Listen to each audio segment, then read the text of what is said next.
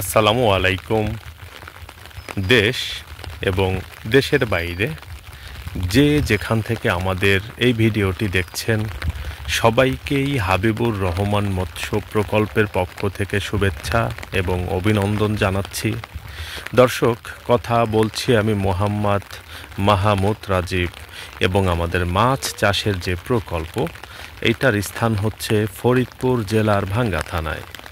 দর্শক, আজকের ভিডিওতে আমরা বৃষ্টি স্নাত দিনে অর্থাৎ বৃষ্টির দিনে বৃষ্টির মধ্যে মাছের খাদ্য ব্যবস্থাপনার বিষয়ে সংক্ষিপ্ত আকারে কিছু আলোচনা করার চেষ্টা করব। কারণ ইদানিং 2-3 দিন যাবৎ আমাদের সারা দেশের আবহাওয়াই খুব একটা ভালো না। সারা দেশব্যাপী টুকটাক বৃষ্টি হচ্ছে এবং বৃষ্টির পাশাপাশি আবহাওয়াও ভালো না। মোটামুটি প্রচণ্ড রকমের গরম ছাড়তেছে কখনো কখনো, আবার কখনো কখনো খুব ঠান্ডা অনুভূত হচ্ছে। এই রকম আবহাওয়া মাছের জন্য খুব একটা ভালো না। বিশেষ করে ভাদ্র আশ্বিন মাসের এই সময়টাতেই বেশি সমস্যা হয়ে থাকে কার্প জাতীয় এবং কার্প মিশ্র মাছ চাষ ব্যবস্থাপনায়। তো সারা দেশের মানুষের সাথে কথা বলে আমার মনে হয়েছে যে এই বিষয় নিয়ে কিছু আলোচনা করা দরকার। তো সেই বিষয়গুলো মাথায় রেখেই আজকের ভিডিওতে আমি এরকম বৃষ্টি স্নাত দিনে ভাদ্র আশ্বিন মাসে বিশেষ করে মাছের খাদ্য ব্যবস্থাপনা সম্পর্কে সংক্ষিপ্ত আকারে কিছু আলোচনা করব। আমি আশা করছি যারা মাছ চাষের সাথে সম্পৃক্ত আছেন আপনারা এই আলোচনাগুলো থেকে ব্যাপক উপকৃত হবেন ইনশাআল্লাহ। দর্শক, আমি এখন দাঁড়িয়ে আছি আমার 10 একর যে নতুন প্রকল্প, ওই প্রকল্পের এক কর্নারে দাঁড়িয়ে ভিডিও করতেছি। আপনারা ভিডিওতে দেখতে পাচ্ছেন যে এখনও কিন্তু বৃষ্টি হচ্ছে এবং আমি ছাতা নিয়ে দাঁড়িয়ে ভিডিও করতেছি। আমাদের অঞ্চলে গত 2 দিন যাবৎ টুকটাক করে বৃষ্টি হচ্ছে, কখনো কখনো প্রচুর গরম ছাড়তেছে, এমন লাগতেছে মনে হচ্ছে যেন ভ্যাপসা গরম, আবার শেষ রাতের দিকে প্রচণ্ড রকমের ঠান্ডা লাগতেছে।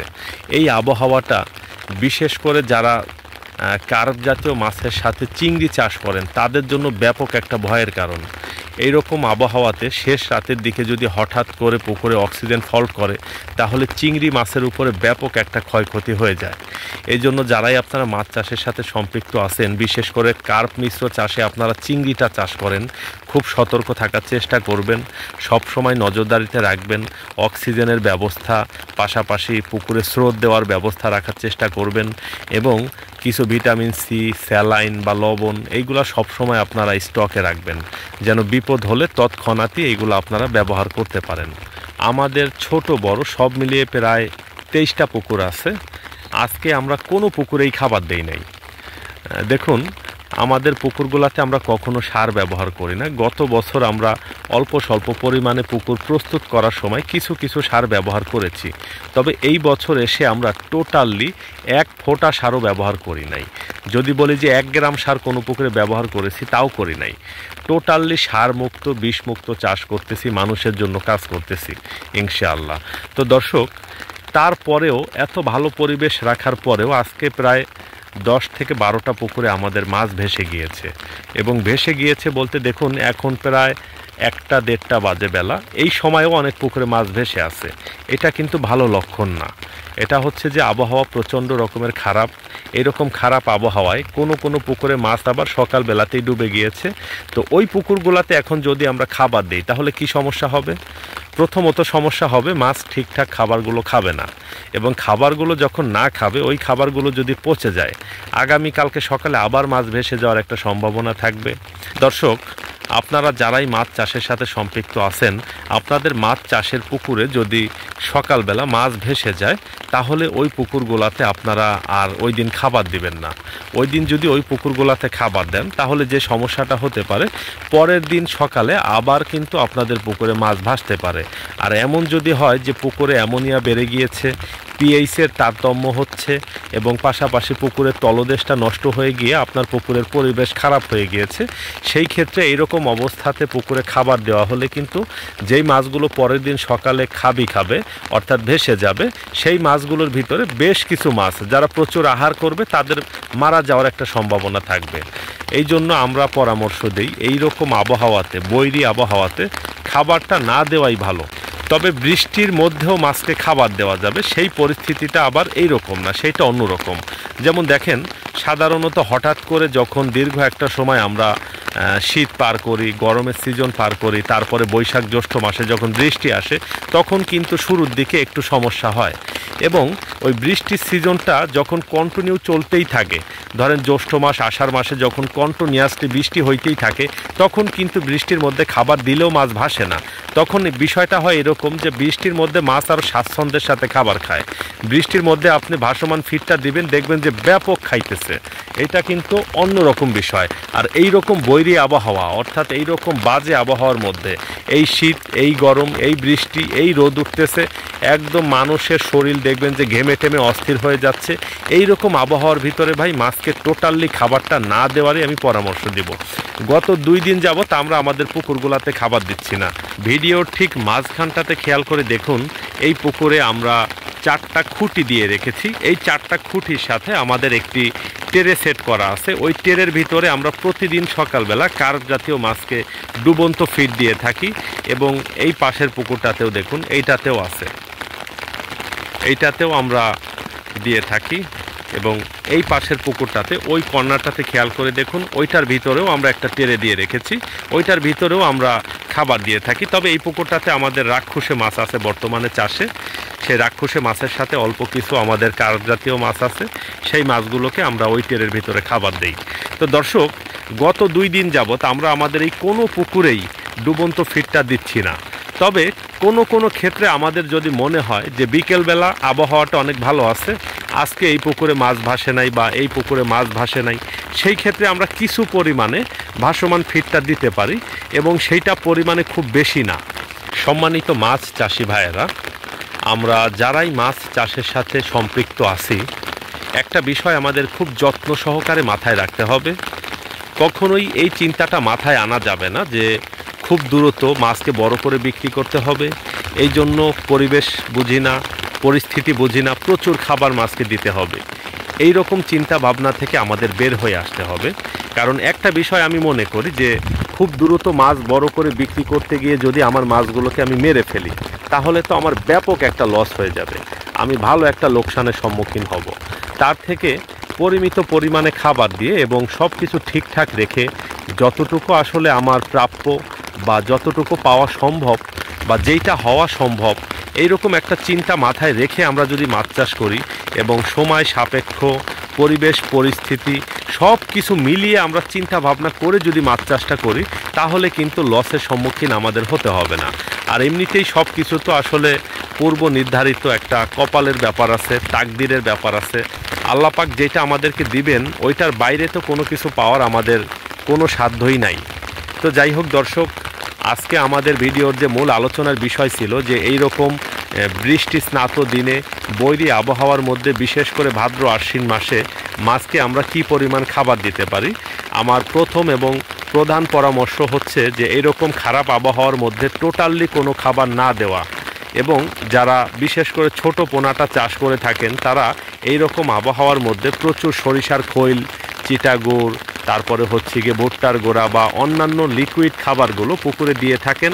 আমার পরামর্শ হচ্ছে ভাই, আপাতত এই কয়টা দিন, ধরেন এরকম আবহাওয়া কয়দিন থাকবে, 5 দিন, 7 দিন বা 10 দিন, এই কয়দিন না হয় আপনি একটু খাবারটা কম দিলেন, শুধুমাত্র ভাসমান ফিডটা অল্প অল্প দিলেন এবং লিকুইড খাবারটা টোটালি দিয়েন না। এরকম আবহাওয়ার ভিতরে যদি লিকুইড খাবার দেন, ওই খাবার কিন্তু মাছ 50%ও খাবে না।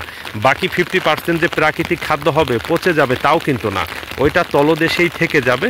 যখন আবার পরিবেশ ভালো হবে, তখন ওইটা পচে পুকুরে কিন্তু গ্যাস হয়ে যাবে। এবং যারা কার্প ফ্যাটেনিং করতেছেন বা কার্প মিশ্র চাষ করতেছেন, তাদের জন্য আমার পরামর্শ হচ্ছে ভাই, এরকম আবহাওয়ার ভিতরে টোটালি আপনারা ডুবন্ত ফিডটা দিবেন না। এবং ভাসমান ফিটের ক্ষেত্রে বিকেলবেলা, বিশেষ করে 4টার পরে যদি দেখেন যে আবহাওয়াটা ভালো আছে, মাছ খাবার দিলে খাবে, সেই ক্ষেত্রে পুকুরে অল্প কিছু ফিড ফেলে দেখেন। যদি দেখেন যে প্রচণ্ড রকমের আগ্রহর সাথে মাছ খাবার খাচ্ছে, তাহলে অল্প স্বল্প পরিমাণে দেন। ধরুন প্রতিদিন যদি আপনি 20 কেজি ফিড একটা পুকুরে দেন, ওই দিন আপনি 5 থেকে 7 কেজি দিতে পারেন, এর বেশি দিবেন না। এবং এমনটা যদি হয় যে আজকে সকালে আপনার মাছ ভেসেছিল কিন্তু বিকেলবেলা প্রচুর খাবার খাচ্ছে, তবুও আমি পরামর্শ দিব যে বিকেলবেলা আপনি খাবার দিবেন না। দিলে এটা কিন্তু আপনার চাষ ব্যবস্থাপনার জন্য একটা ক্ষতির কারণ হলেও হতে পারে। দর্শক, এই রকম বৈরী আবহাওয়ার ভিতরে অনেক চাষি ভাই আছেন পুকুরে প্রাকৃতিক খাবারের ডোজ করেন, বিশেষ করে সরিষার খৈল, তারপরে হচ্ছে গিয়ে ভুট্টার গুঁড়া, রাইস পালিশ, আটা এবং এর সাথে সার মিক্সিং করে আপনারা যে প্রাকৃতিক খাবারের ডোজ করেন, এটা না করারে আমি পরামর্শ দিব। দেখুন, এই রকম আবহাওয়ার ভিতরে আপনারা যদি পুকুরে প্রাকৃতিক খাবারের ডোজ করেন এবং সেই ডোজ কিন্তু কাজে আসবে না, ওই ডোজ থেকে আপনি যে প্রাকৃতিক খাদ্য উৎপাদন করার চেষ্টা করবেন সেইটা এরকম আবহাওয়ার ভিতরে হবে না। আপনি যতই প্রাকৃতিক খাবারের ডোজ করেন দেখবেন যে পানির কালার ওই সাদাই আছে, পানির কালারটা একদম পরিষ্কারই আছে, পানির কালার যে সবুজ ওইটা কিন্তু আসবে না। এবং অনেক চাষি ভাই আছেন এইরকম আবহাওয়ার ভিতরে পুকুরে প্রোবায়োটিক ব্যবহার করেন, প্রোবায়োটিকটাও ব্যবহার করার দরকার নাই, এই আবহাওয়া ঠিক হলে তারপরে আপনারা ব্যবহার করতে পারেন। পাশাপাশি অনেক চাষি ভাই আছেন পুকুরে সার ব্যবহার করেন। ভাই অন্তত ভাদ্র আশ্বিন এই 2টা মাস আমি পরামর্শ দিব আপনারা পুকুরে সার ব্যবহার করলে খুব যত্ন সহকারে চিন্তা ভাবনা করে করবেন, খুব সতর্কতার সাথে করবেন। বিশেষ করে ইউরিয়া সারটা ব্যবহারের ক্ষেত্রে ব্যাপক সাবধানতা অবলম্বন করবেন, না হলে কিন্তু ব্যাপক ক্ষতির সম্মুখীন আপনারা হতে পারেন। দেখুন, যারা মাছ চাষের সাথে সম্পৃক্ত আছেন আপনারা খেয়াল করে দেখবেন, বিশেষ করে ভাদ্র মাস এবং আশ্বিন মাস এই 2টা মাসেই কিন্তু সব থেকে বেশি কার্প জাতীয় মাছের ফুলকা পচা রোগ হয় এবং এই ফুলকা পচা রোগের প্রথম এবং প্রধান উৎস থাকে অ্যামোনিয়া, এবং ইউরিয়া সারটাই কিন্তু বেসিক্যালি অ্যামোনিয়া দিয়েই কিন্তু ইউরিয়া সারটা তৈরি করা হয়।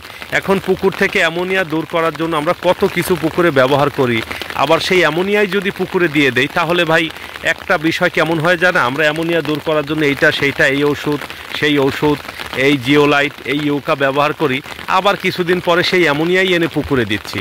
এখন দেখেন, বিষয়টা হচ্ছে এক একজন মানুষের দৃষ্টিভঙ্গি এক এক রকম, এক একজন মানুষের পরামর্শ এক এক রকম।